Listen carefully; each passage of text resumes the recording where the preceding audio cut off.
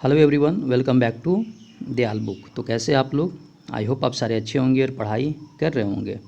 तो आज के सेशन में कंप्लीट करने वाले हैं बिहार लाइब्रेरियन एग्ज़ाम से रिलेटेड इंपॉर्टेंट क्वेश्चंस। और इस वीडियो में जितने सारे जो क्वेश्चंस हैं, सारे क्वेश्चन किसी न किसी एग्ज़ाम में पूछे गए हैं, तो सारे क्वेश्चंस ही इंपॉर्टेंट हैं। तो अगर आप चैनल पर नए हो तो सब्सक्राइब कर लो और इस वीडियो को अंत तक देखा करें ताकि आप लोगों को कंप्लीट इन्फॉर्मेशन मिल सके। अगर आप बिहार लाइब्रेरियन एग्ज़ाम की आप लोग प्रिपरेशन कर रहे हो तो इस चैनल पे ऑलरेडी बहुत सारे वीडियो डले हुए हैं जो काफ़ी इंपॉर्टेंट क्वेश्चंस हैं। उस वीडियो देखने के बाद आप लोगों के एग्ज़ाम की जो तैयारी है वो काफ़ी अच्छी हो जाएगी। और अगर किसी प्रकार का डाउट हो तो आप ज़रूर कमेंट भी कर सकते हो। तो शुरुआत करते हैं क्वेश्चन नंबर 1 से। और इस वीडियो में कम से कम हम लोगों ने 40-50 क्वेश्चंस लिए हैं जो काफ़ी महत्वपूर्ण है। क्वेश्चन नंबर 1, इनमें से किस राज्य में पुस्तकालय विभाग शिक्षा विभाग का एक प्रकोष्ठ सेल है? तो इसका करेक्ट ऑप्शन है बी, अरुणाचल प्रदेश। यानी इनमें से किस राज्य में पुस्तकालय विभाग शिक्षा विभाग का एक प्रकोष्ठ सेल है? तो आपका जो स्टेट का नाम है Arunachal Pradesh. Question number 2, model public library act को 1930 में रंगनाथन ने कहाँ पर प्रस्तुत किया था? इसका जो करेक्ट आंसर है ऑप्शन ए है एशियन एजुकेशनल कॉन्फ्रेंस में जो रंगनाथन ने 1930 में पब्लिक लाइब्रेरी एक्ट पेश किया था। ये भी क्वेश्चन एग्जाम में पूछा गया क्वेश्चन है। क्वेश्चन नंबर 3 है, उन राज्यों में सार्वजनिक पुस्तकालयों के लिए आय का स्रोत क्या है जहां पुस्तकालय अधिनियम लागू किया गया है? तो ये आपका ऑप्शन बी है पुस्तकालय उपकर, जिसको बोलते हैं लाइब्रेरी सेस। काफ़ी इंपॉर्टेंट क्वेश्चन है कि उस राज्यों में सार्वजनिक पुस्तकालयों के लिए आय का मुख्य स्रोत क्या है जहां पर पुस्तकालय अधिनियम लागू किया गया है? तो उसको बोलते हैं पुस्तकालय उपकर। 4 नंबर में पब्लिक लॉ 480 क्या है? तो इसके ऑप्शन ए है अमेरिकन अधिनियम। काफ़ी इंपॉर्टेंट क्वेश्चन है कि पब्लिक लॉ जो 480 है ये क्या है? ये है आपका अमेरिकन अधिनियम। उसके बाद जो नेक्स्ट क्वेश्चन है 5 नंबर में, मॉडल पुस्तकालय विधेयक किस में मदद करता है? तो ऑप्शन बी है पुस्तकालय अधिनियम को प्रारूप तैयार करने में। आगे बढ़ते हैं नेक्स्ट क्वेश्चन की तरफ। Doctor SR. रंगनाथन ने प्रथम मॉडल पुस्तकालय विधेयक कहाँ पर प्रस्तुत किया था? तो ऑप्शन ए है all Asia education conference Banaras में डॉक्टर एस.आर. रंगनाथन ने प्रथम मॉडल पुस्तकालय विधेयक प्रस्तुत किया था। प्रकाशन की संख्या के आधार पर लेखक की उत्पादकता मापन के आविर्भाव की ओर अग्रसर होता है, इसको बोलते हैं लोटका लॉ राइट। राजस्थान सार्वजनिक पुस्तकालय अधिनियम किस वर्ष पारित हुआ था? काफ़ी इंपॉर्टेंट क्वेश्चन है, 2006। यानी राजस्थान सार्वजनिक पुस्तकालय अधिनियम पारित हुआ था 2006। इसके बाद जो नेक्स्ट क्वेश्चन है, उस राज्य का नाम दे जहां पुस्तकालय कानून नहीं है। तो इसका जो करेक्ट आंसर है जम्मू एंड कश्मीर। यानी जम्मू एंड कश्मीर में पुस्तकालय कानून नहीं है। भारत का पहला सार्वजनिक पुस्तकालय अधिनियम कौन सा था? तो ऑप्शन बी है मद्रास पब्लिक लाइब्रेरी एक्ट। काफ़ी इंपॉर्टेंट क्वेश्चन है कि भारत में पहला जो सार्वजनिक पुस्तकालय अधिनियम है उसका नाम क्या था? Madras public library act. इसके बाद जो नेक्स्ट क्वेश्चन है, भारत के किस राज्य में 1948 में पहला सार्वजनिक पुस्तकालय अधिनियम पारित किया गया? तो ये आपका तमिलनाडु। काफ़ी इंपॉर्टेंट क्वेश्चन है कि भारत के किस राज्य में 1948 में पहला सार्वजनिक पुस्तकालय अधिनियम पारित किया गया? तमिलनाडु में। लाइब्रेरी एक्ट का पहला घटक क्या है? तो फर्स्ट है लाइब्रेरी कमेटी। काफ़ी इंपॉर्टेंट क्वेश्चन है कि लाइब्रेरी एक्ट का पहला जो घटक है वो है लाइब्रेरी कमेटी।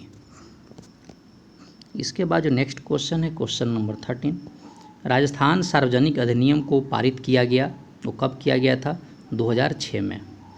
कर्नाटक जन पुस्तकालय अधिनियम को किस वर्ष पारित किया गया? 1965। काफ़ी इंपॉर्टेंट क्वेश्चन है, कर्नाटक जन पुस्तकालय अधिनियम किस वर्ष पारित किया गया था? 1965। इसके बाद जो नेक्स्ट क्वेश्चन है, मद्रास तमिलनाडु जन पुस्तकालय अधिनियम किस वर्ष पारित हुआ? तो इस ऑप्शन बी है 1948। काफ़ी इंपॉर्टेंट क्वेश्चन है, 1948 में मद्रास तमिलनाडु जन पुस्तकालय अधिनियम पारित हुआ। क्वेश्चन नंबर 16, उत्तरांचल राज्य के लोक पुस्तकालय अधिनियम कब पारित किया गया? 2005 में। ये भी क्वेश्चन एग्जाम में पूछा गया क्वेश्चन है और चैनल पे नए हो तो सब्सक्राइब कर लो, शेयर करो। क्वेश्चन नंबर 17, निम्नलिखित अधिनियम में किस पुस्तकालय उपकर का प्रावधान नहीं है? तो ऑप्शन सी है महाराष्ट्र सार्वजनिक पुस्तकालय अधिनियम, है ना।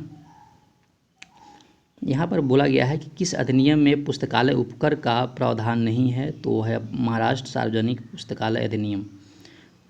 18 नंबर में, निम्नलिखित में से किस राज्य में छात्रों को 8वीं कक्षा में पहुँचने पर उनके लिए पुस्तकालय की सदस्यता शर्त अनिवार्य बना दिया गया है? तो ऑप्शन सी है छत्तीसगढ़। यानी छत्तीसगढ़ में जो बच्चा 8वीं क्लास में जो पहुंचा उसके लिए पुस्तकालय की जो सदस्यता है, मेंबरशिप है, वो कंपलसरी है। इसके बाद जो नेक्स्ट क्वेश्चन है, पुस्तकालय कानून किस में मदद करता है? तो पुस्तकालय सेवाओं को बेहतर बनाने में पुस्तकालय कानून मदद करता है। निम्नलिखित में से किस राज्य ने सार्वजनिक पुस्तकालय कानून 2009 लागू किया? तो ऑप्शन सी है अरुणाचल प्रदेश। काफ़ी इंपॉर्टेंट क्वेश्चन है कि 2009 में पुस्तकालय कानून जो सार्वजनिक रूप से लागू किया वो किया अरुणाचल प्रदेश ने। ये भी क्वेश्चन पूछा गया, काफ़ी इंपॉर्टेंट क्वेश्चंस। नेक्स्ट क्वेश्चन है, किस राज्य में सार्वजनिक पुस्तकालय अधिनियम में पुस्तकालय के उपकर शेष लगान की कोई प्रावधान नहीं है?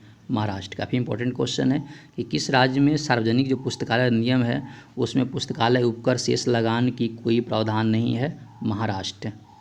स्वतंत्रता के बाद भारत का पहला पुस्तकालय कानून अधिनियम कब किया गया था? ये आपका तमिलनाडु में किया गया था 1948 में। एक क्वेश्चन इंपॉर्टेंट है कि आज़ादी के बाद किस राज्य में पुस्तकालय कानून अधिनियम को लागू किया गया?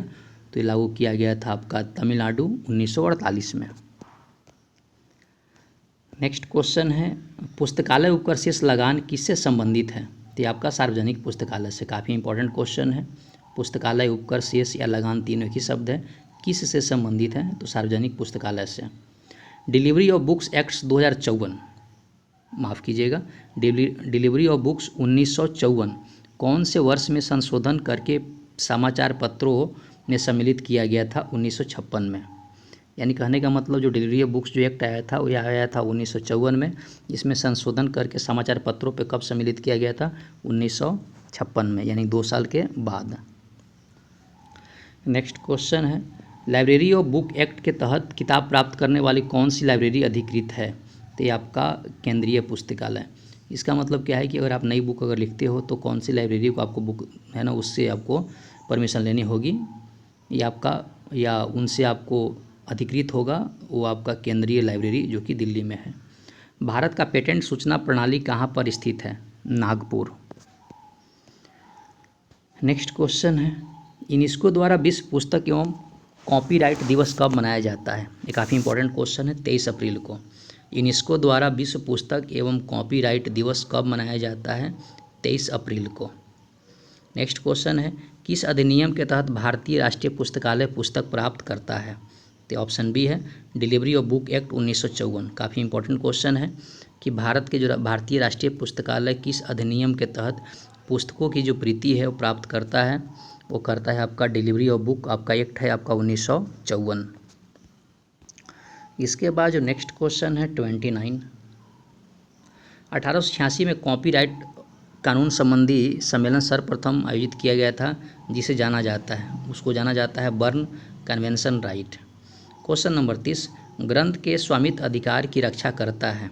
तो ऑप्शन डी है इंटेलेक्चुअल प्रॉपर्टी राइट एक्ट। उसके बाद क्वेश्चन नंबर 31, इंटरनेट सूचना स्रोत हेतु उपयुक्त इनमें से कौन सा विशिष्ट एवं स्पष्ट मूल्यांकन मापदंड है?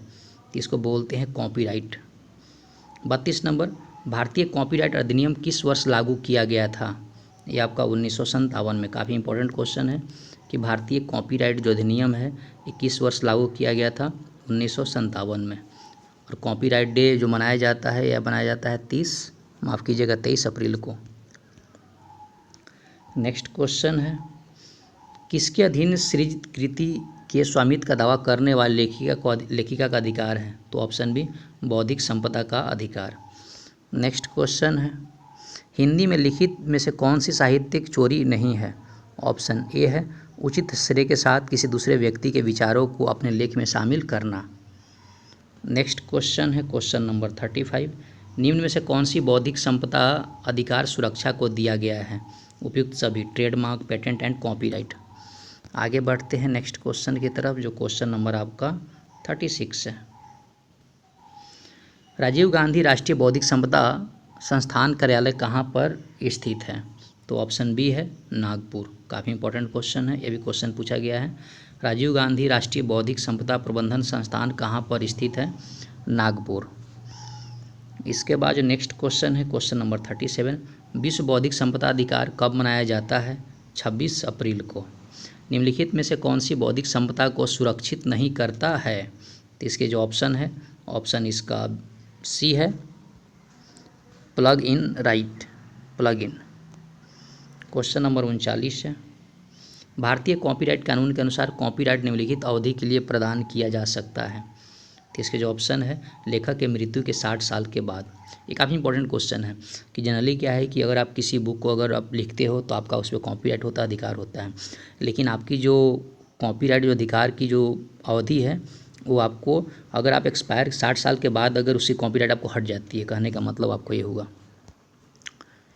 तो दोस्तों इस वीडियो में हम लोगों ने कवर किए इंपॉर्टेंट क्वेश्चंस। आई होप आपको वीडियो पसंद आया होगा। पसंद आया तो लाइक, सब्सक्राइब, शेयर करें ताकि मुझे मोटिवेशन मिले और आप लोगों के लिए मैं ऐसी वीडियो बनाता रहूं। तो पढ़ाई करते रहें। All the very best. Thank you. और किसी प्रकार का एग्जाम से रिलेटेड अगर कोई डाउट वगैरह हो तो ज़रूर कमेंट आप करके पूछ सकते हो। तब तक पढ़ाई करते रहें। All the very best. Thank you.